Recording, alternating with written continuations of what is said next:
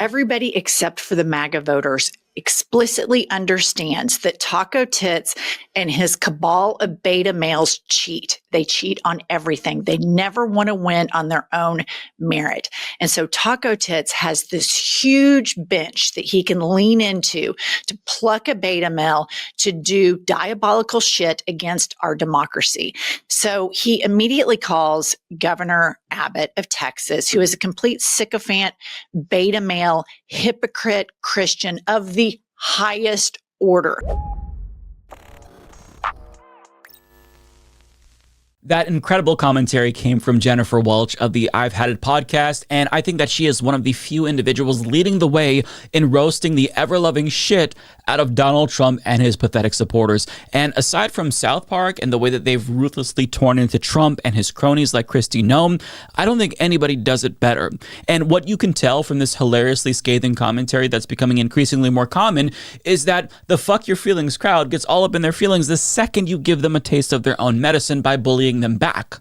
This is something that we all need to pay attention to because it works. And after nearly a decade of dealing with this unhinged cult, most people are now starting to understand that there is value in standing up to these bullies, because we are talking about deeply insecure, stupid people who think that the world revolves around them. So if you attack their deepest insecurities, you'll see them melt like the snowflakes that they are. It goes back to that weird attack that Democrats temporarily ran with last year that completely threw them off their games because they couldn't handle the fact that the entire country thought that they were weird and they were being laughed at. Like, they wanted to be in on the joke, but they were the butt of the joke, and that fact ate them up. It's not the kind of politics that most of us wanted, since we're all adults here, but when you are dealing with a movement of emotionally stunted adults who never mentally matured, you kind of have to match their energy and crush their spirits any way you can if you want to break through. But only a few have truly mastered the art of bullying back MAGA as well as Jennifer Welch has. And I say this because she recently went on a rant on her podcast about Trump supporters that was so goddamn ruthless, it actually got picked up by conservatives around the world, including Sky News. But of course, Fox News covered it too. So I want to play her viral rant for you and then show you the hilarious reaction from Fox News to her rant. You're not going to want to miss this. But first, let's hear what she had to say. I went to a Mexican restaurant with my parents, my son, my husband over the weekend. And there's just all these MAGA-looking people in there. And I thought, you've got a lot of fucking nerve coming in here. Coming into this Mexican restaurant where every single waiter, obviously English was their second language, served with a smile. They run a great little local business, and Oklahoma City is a better place because of these hardworking immigrants that come in here. To see these fat ass, pink arm, teeny weeny, beta pricks with their ugly ass wives walk into this Mexican restaurant and sit down and smile and be friendly, I don't think you should be able to enjoy anything but Cracker Barrel. Get your fat asses over to Cracker Barrel, but do not participate in any of the shit that makes America cool. And what makes America cool is multiculturalism. And if you want to triple Trump, and you want to browbeat DEI, and you want to browbeat gay people, and you want to browbeat black people, as you've been doing for 400 years, and you want to browbeat this generation of immigrants that come over here and open up businesses earnestly, pay their taxes, you want to demonize them and call them rapists and felons and all this shit, when the felon is the teeny weeny mushroom cock piece of shit, Kankles McTaco Tits at the top of the ticket. I have fucking had it from top to bottom. White people that triple Trump should be banned, boycotted from enjoying the best thing that America has to offer, which is multiculturalism. Get your fat asses out of the Mexican restaurant. Get your fat asses over to Cracker Barrel, because nobody wants to see your fucking smug ass, teeny weeny, pink arm, big gut around. Nobody wants to see that shit. No one. God damn, that was brutal, but very much warranted. And I won't lie, I kind of feel like she was describing some of my MAGA family members, but I can assure you I'm not mad, Jennifer, because everything you said was spot on, and we all know people like the individuals that she was describing. It's not just that these people are deeply hateful and racist, which would be bad in and of itself. It's that they're the most insufferable, obnoxious people to be around, period. Before I even knew that one of my siblings was a Trump supporter, being in their presence was agonizing. because they somehow deluded themselves into thinking that they were charming and funny and insightful. And because of their undeserved confidence, they inserted themselves into conversations and invited themselves to every event and, shared their expertise about everything because, of course, they know fucking everything, and they never picked up on the cues that people didn't really like what they had to say. They didn't see that they were making us uncomfortable. And of course, they don't feel bad for the chaos that they just unleashed on the country by voting for Donald Trump, because they're too stupid to ever admit that they're wrong about anything, because they literally don't have the mental capability of being introspective.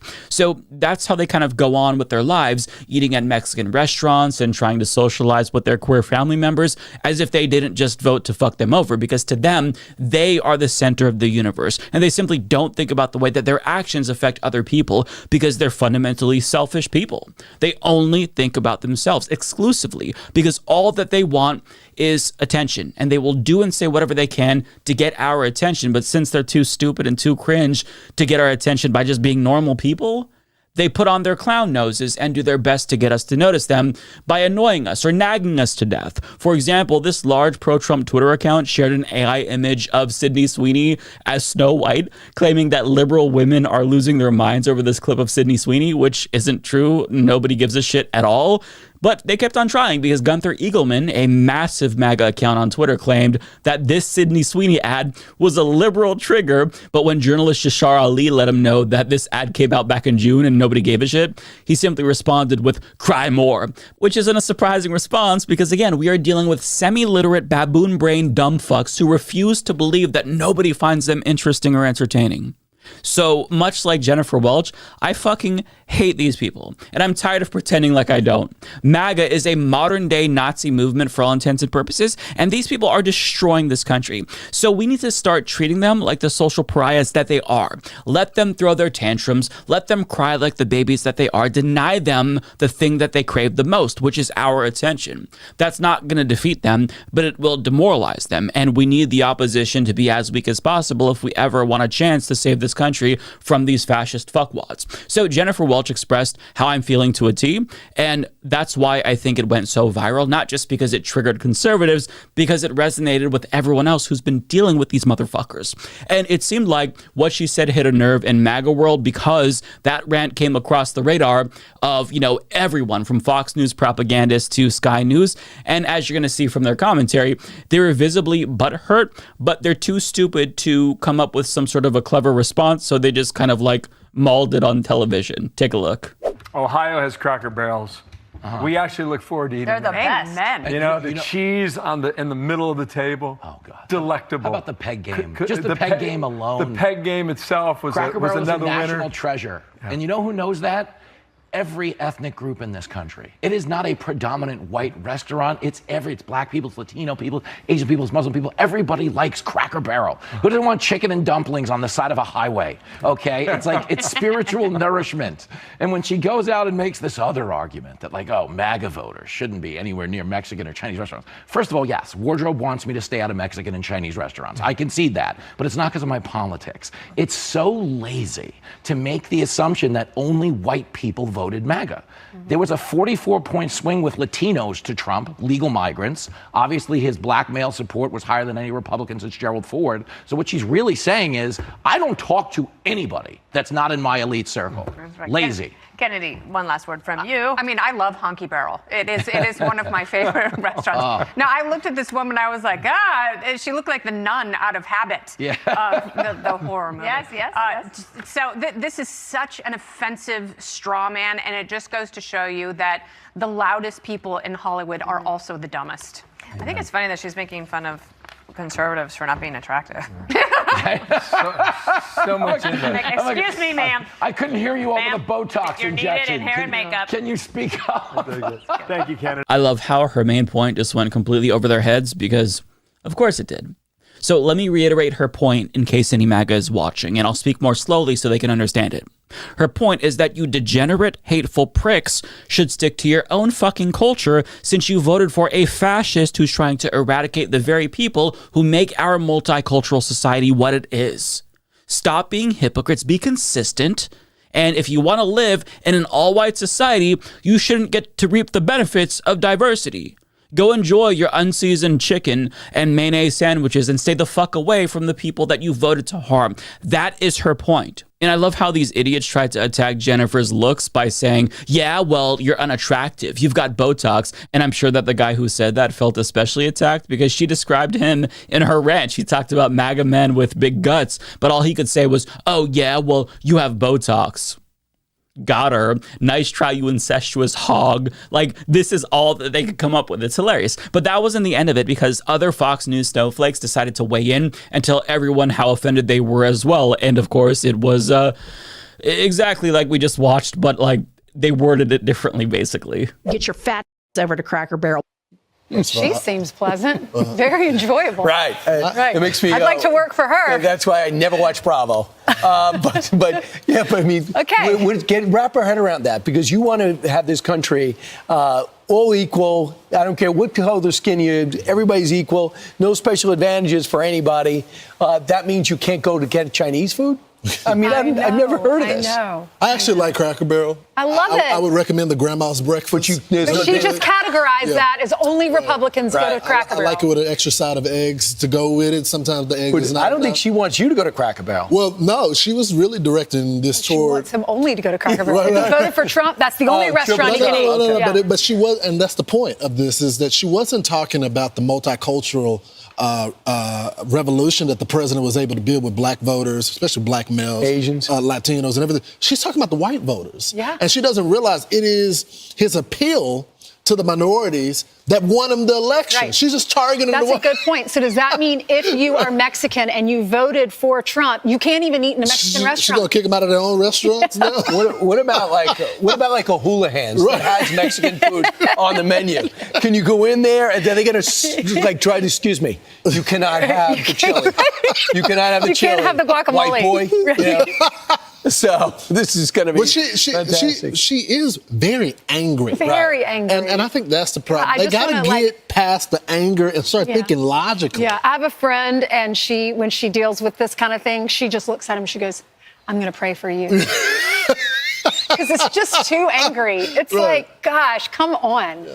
People can vote for whoever they want to vote for. Oh, fuck you, lady. People can vote for whoever they want. Right. And people can respond by shunning you if you vote for an insurrectionist, racist rapist who is best friends with Jeffrey Epstein, especially if his policies are making the country objectively worse. And I'm sorry, you don't get to talk about other people being mad after you voted for the guy running on retribution. But this is what I mean. Like, these people have no fucking self-awareness whatsoever. If you're not mad about what's happening, by the way, you're either dumb, immoral, or you're not paying attention, because all normal people around the world, not just here at home, are mad about what's happening, because how could you not be? What's happening is a catastrophe. The human rights abuses are absolutely unforgivable. But to their point about a swing in black and brown voters to Trump, they said that in the last segment too. Like, this isn't the gotcha that they think it is. First of all, rerun the numbers now and see how Trump holds up with these communities. Second of all, the same thing still applies. Like, I can't dictate how black and brown people respond to members of their own community who voted for a fascist, but as a member of the LGBTQ plus community, I can tell you how I feel about the MAGA queers that voted for Donald Trump. I think that they should be excommunicated from the community. And I don't speak for everybody in the community, but I'd say that probably most of them agree with that. Like, I don't want to see you at the gay clubs or at Pride or at gay bars. If you voted for a man who's trying to erase our fucking community from existence, fuck you. If you're a gay Trump supporter, like, you need to go be with your people at Turning Point USA, right? Go to their churches, hang out with them there. We don't want you in our spaces because you're a useful fucking tool who voted against your own community, probably because you agreed with mass deportation or you're against trans people. So fuck off, die mad, die alone. We want nothing to do with you. That's how I feel. But getting back to Jennifer, somehow her comments managed to create a sort of reverse Bud Light situation where Trump supporters such as Congressman Greg Steube called on conservatives to pack every table at Cracker Barrel and make it the busiest week they've ever had. And she responded to that by pointing out that conservatives are currently actually supposed to be boycotting Cracker Barrel because of their support for Pride and DEI. And she added, "Thanks for supporting DEI and the LGBTQ plus community, MAGA." And to that, all I can say is legendary, iconic. She never misses, ever. Now, even though I would declare her the queen of giving MAGA a taste of their own medicine, I've noticed that a lot of other people are doing the same exact thing. Hence why there's been a rise in the ironic use of the term dark woke, that's what the kids are saying these days, that kind of references this increasingly common tactic to be as vicious as you possibly can be to MAGA degenerates, either to get them to fuck off or to just give them a taste of their own medicine and be spiteful. And to be clear, dunking on MAGA dipshits isn't new, but people are finally increasing their vitriol towards these people to proportionally match the vitriol that they've spewed towards us for 10 years now. And as of late, more and more people have managed to hone in on MAGA's insecurities because these people are all extremely easy to read, and that's how you hit a nerve. You pinpoint the insecurity and you attack that, and they melt like snowflakes. For example, we all know that they want to be seen as alpha male tough guys, even though they're weak pussies. So if you treat them like the beta males that they are, you could very easily get under their skin. Case in point, former Hercules actor turned conservative burnout Kevin Sorbo tweeted a video of a gay Vikings cheerleader saying, "I've been a Vikings fan all my life. Sigh. I need a new team now." But as people quickly pointed out, Kevin Sorbo literally looks exactly like the guy he's calling gay. And people also pointed out the flamboyant dance moves that he did in a scene for Hercules, limp wrist and all, mind you. So this Hollywood actor quickly learned that he's not more manly than the cheerleader that he's shitting on, even by his own fucking standards. People also pointed out his gay kiss in Meet the Spartans, which bought him a one-way ticket to hell. Sorry, Kevin, like God's not gonna accept I was only acting as a defense. Straight to hell, buddy. Others pointed out that it's a little gay for him to have such strong feelings about some twink that he's never met, which is true. Others called out his insecurities and how he's miserable and possibly closeted for caring so much about this. Other people made fun of him for being a snowflake. And that goes on and on. Now, he wasn't ratioed, but he was getting shit on so hard by so many people that he quickly retweeted his own post, which to me is an indication that he was hoping that his right-wing followers would jump on board to defend him, but no dice. But he's not the only washed-up celebrity who has tried to cling to relevance by coming out as an obnoxious, blowhard conservative, because Dean Cain, who starred as a made-for-TV Superman back in the 90s, joined ICE because I guess since the new Superman is pro-immigrant, the old Superman wanted to prove that Superman can still be an immigrant-hating piece of shit too. But for whatever reason, he went on Piers Morgan's show to talk about his latest virtue signal with ICE, and Piers Morgan, for some reason, even though he's aligned with this man ideologically, decided to play a clip of him being roasted by John Oliver. And if you ever doubted the efficacy of the bully MAGA strategy, this is your proof that it works. Because as he watches John Oliver prey on his biggest insecurity, his irrelevance, you can almost see his soul get crushed in real time. Watch his face very closely. On the plus side, no need for that guy to wear a mask because the chances of anyone recognise him are fucking zero.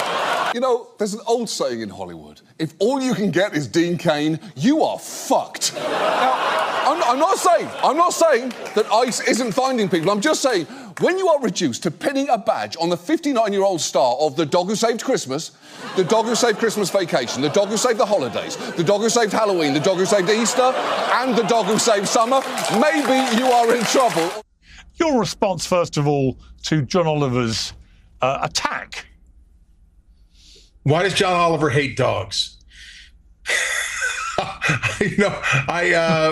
did a lot of dog movies. Yeah, I've done over 200 movies.